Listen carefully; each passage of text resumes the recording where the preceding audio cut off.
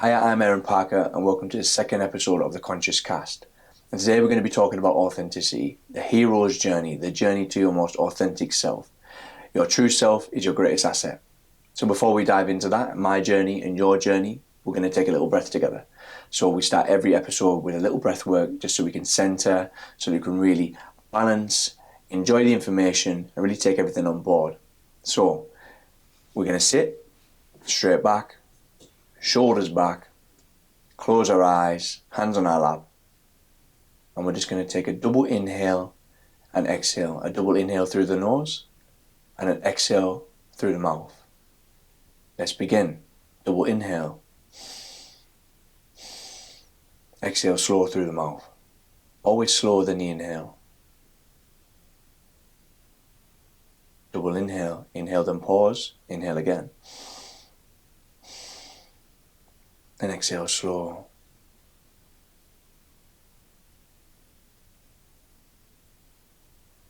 Double inhale.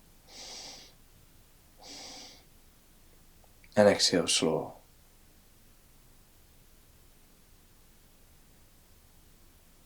We double inhale.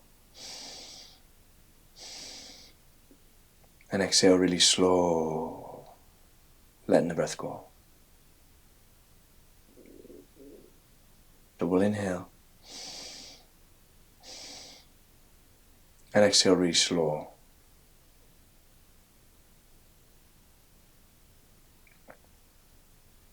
Double inhale. And exhale slow.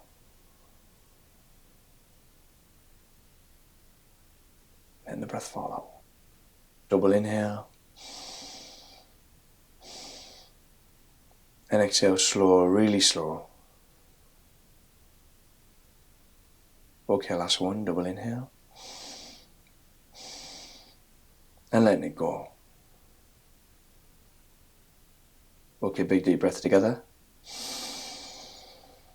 We pause at the top, honouring that pause. Exhale, let it go, audible sigh.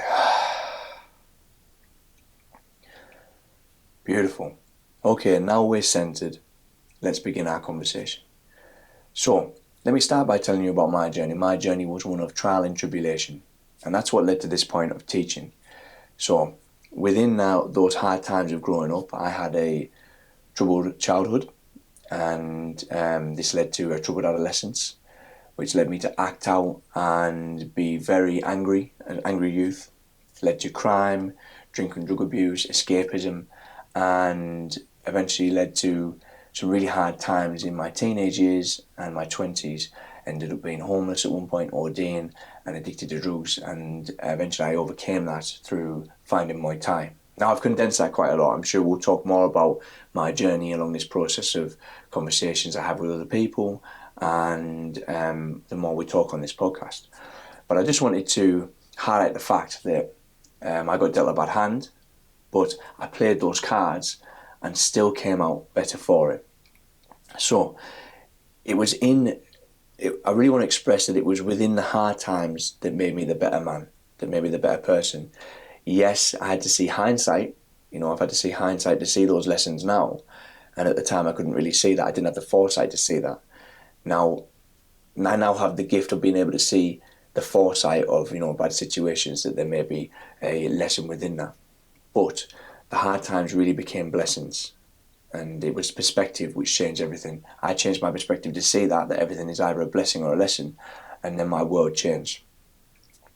Now, I'm sure there's some of you going through hard times right now watching this video thinking, well, that's all well and true, but the lessons aren't here yet, the blessings aren't here yet, and I'm just suffering.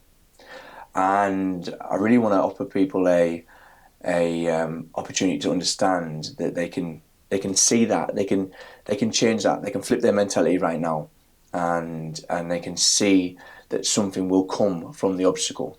As Marcus Aurelius said, the obstacle is the way.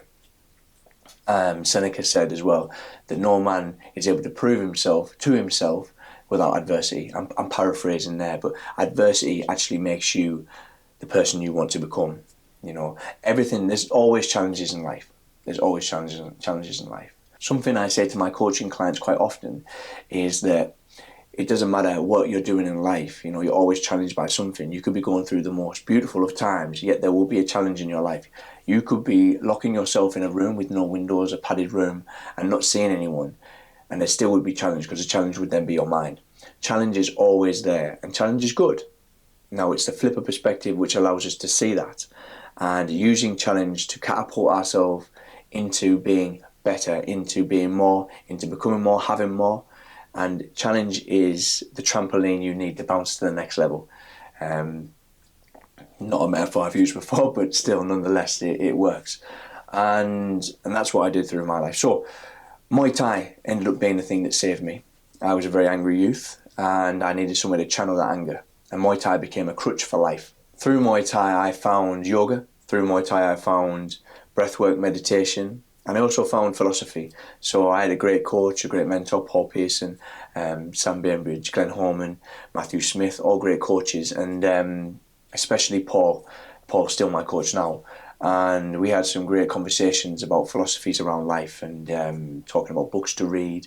And yes, the books were great, but it was actually the gym and being down there, that gym mentality. And it was the ethos from the gym, ethos from martial arts especially, that helped me become a better person. And how did it, you may ask, how did that happen? Well, in a good martial arts gym comes a dictum of control. There comes discipline, there comes camaraderie, there comes respect, technique, skill, and you feel all the emotions in that small space, that small amount of time you train, that you would feel in everyday life. You know, this is my new challenge, and this is what I find really difficult. It's talking on the camera, and now I'm just talking. You know, before I was trying to read you a speech out. You know, I've had many challenges in my life. Some of them have been harrowing. Some of them have been life-changing in ways, you know, I wouldn't wish upon anyone. And now the challenge is talking to you on the camera. Can you believe it? I've gone from fighting addiction. I've gone from fighting itself in the street. I've gone from drink, drugs, crime, rock and roll, to being challenged by a screen and a camera and a lens.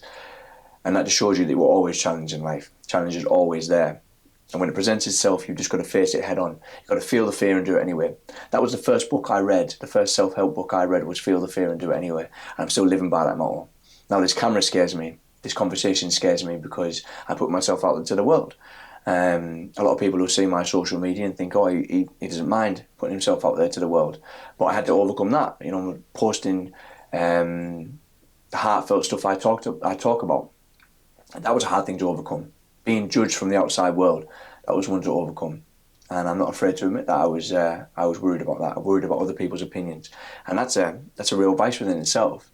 You know, being judged by the mob, by the crowd, when really that doesn't matter. And I've overcome that. You know, I'm here portraying myself on camera now instead of just a photo on Instagram. So it just proves that challenge will come to you at all times, any times, you know, and you can choose your challenge. You know, you can choose to run away from your challenge, but you don't grow from that. So here I am staring at you in the camera, and I'm growing in the process, and this will get easier over time, I hope. So yeah, so back to Muay Thai. Muay Thai saved my life, and Muay Thai became a crutch for life. So Muay Thai became something that developed into other areas of my life. It gave me discipline which filtered down, dripped down. I like to say dripped down like water into other areas of my life. And it didn't happen overnight. You know, I was still facing drink and drug problems. I would compete for a bit. I'd go back to drinking drugs and party lifestyle, and I'd compete for a bit, and it was a bit of a pendulum swinging back and forth for a while. But in the end, the Muay Thai replaced those bad habits, and it became the good habit. And you know, I now live it. You know, I love it. I don't get to train as much as I would like to because I've got a little one, and it's more important to spend time with her. But I still train. You know, it's very important to train to me. I do believe that a physical exercise is also something I need, especially. You know, it gives me a humbling that other things doesn't, especially something with such exertion that Muay Thai offers. And you know, it's one of the hardest, in my opinion, one of the hardest martial arts to train. If you've ever seen any Thais hitting pads, you know, you'll know, or if you've ever hit pads yourself in any combat sport, you'll know how hard that can be. And I come away humbled from that, and I'm a better version of myself for that. So physical exercise, I would say, is something that I would really recommend to people who are, you know, struggling in their life, physical exercise is the first port of call. Think about your, we're always talking about breath work and meditation and calming the nervous system. But there's that physical aspect that you need to fulfill. I like to, when I talk to coaching clients, I talk of the three aspects. So you've got your physical body. That's first call of anything. That's your consciousness's housing, right? And that needs attending to. You need to look after it. You need to go and exercise. You can't connect spiritually without using your physical body. This is a conduit. So, and then you've got your mental health. You have to sustain your mental health. You get outside, connect to nature, breathe, get some sunlight. And there's also the spiritual self. So do something that's spiritually fulfilling as well. And this may be a hobby. This may be meditation. This may be whatever it is. Something that you really feel connected spiritually to do. You have to fulfill that aspect too. All of them as a whole, when they're in balance, lead to a balanced and healthy and happy life. And I suppose that leads to your most authentic self. I think it's accountability, which leads to authenticity. So it's understanding that you need to work on those areas. Accountability in all those areas leads to authenticity. And this is what this episode's about, right? This episode's about becoming your most authentic self. And that's your highest vibration, your most conscious self. Hence the name of the business or the name of the brand, whatever you want to call it. So for those of you going through hard times, for those of you struggling right now to see a way out, let me tell you that it does get better. Let me tell you that it does end. And the obstacle is often the way. I really love this quote. And I think you'll love it too, and that's why I share it with you today. I know I've prayed at times to be relieved from a horrible situation, relieved from a certain part of my life, like why are things not going my way? Woe's me, please help me, and I begged for that. And I know there's a few of you out there and praying right now to be relieved of the depression, the anxiety. And when you pray, you're not offered the opportunity to have the thing you want straight away. You're offered the opportunity to practice the thing you pray for. So if you're going through struggle right now and you're saying, I want to feel better, you have to go through the turbulent time to get the gift at the end. And it's so much more valuable. That gift is so much more valuable when you've had to work through something to gain it. Not everything is offered just on a plate. And that's okay. That is how life is. And through the challenge, we become better. Through the adversity, we become better. And I can say that's true for my own personal life as well. My adolescence particularly hard, being homeless, having drink and drug problems, having addiction problems. You think you're never going to escape the cycle. You think you're never going to escape the loop. But there is light at the end of the tunnel. You have to replace a few habits for some better habits. You have to change some perspectives. You have to gain something. For me, it was philosophy. And this is what's come off the back of all those beautiful lessons, all those beautiful hard times that have become something so fantastic to me. I look back at them, not because I would like to go through them again, but I'm so proud of myself for going through them. But I'm also thankful for the lessons that came of it, for the blessings that came, because I've got them forever. You can choose to keep them, and I keep them, and I never reenact them. I'll never do those things again. And I also get to teach them to people as well. But off the back of that has come a philosophy of the conscious self. Now, I've drawn my information from other philosophies, from Stoic philosophy, from Yogic philosophy, from Zen philosophy, and also from my own conclusions in life. Life is the greatest teacher, and found some really profound wisdom that I now apply to my life and to other people's life, which really helps them become the best, the most authentic version of yourself, the most conscious self. I keep repeating myself, conscious self, but to be conscious is to be awareness, is to be aware of everything you're doing wrong and everything you're doing right, to be accountable and to be authentic. So the conscious self has now a philosophy, and that's the whole effort I'm going to on the camera here, is to talk about the philosophy, is to share the message far and wide. I want people to be the best version of themselves. I want them to be the most authentic version of themselves. So if I can help them with this philosophy that I'm growing, that I'm enacting, that I'm living, then that's my mission. That's what I want to do.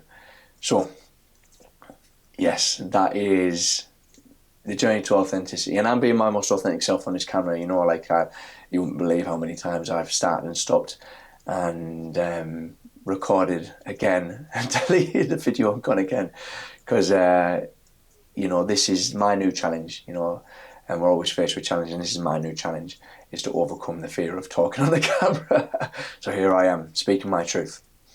So I hope you've enjoyed me waffling on the second episode of the podcast, and we're going to start digging into more of the philosophy when it comes to the conscious self. I think next episode we're going to start talking about falling back in love with nature, because that was such an integral part of building the conscious self.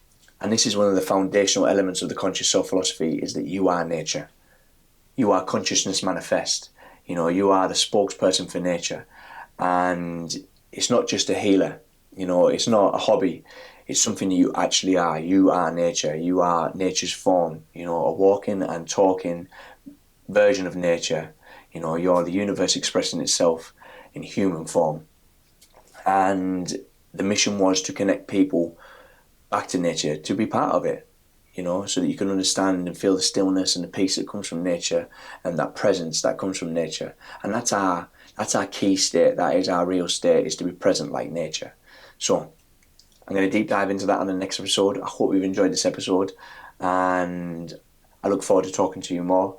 If you want to learn more about what we do, maybe you want to tap into some online materials such as the breathwork, we've just released 2 new beautiful breathwork ebooks. One's called Just Breathe, one's called Nervous System Regulation, and one's a 7-day one, one's a 14-day one, and you can pick them up on the website. There's other online materials. Also, loads of our events are running, so you can check out all of our events on the website. That's www.theconsciousself.co.uk, and also don't forget to follow us on our socials. I'll put them in the link below. So big love and peace. Hope you enjoyed episode 2, and I'll speak to you guys soon. Peace.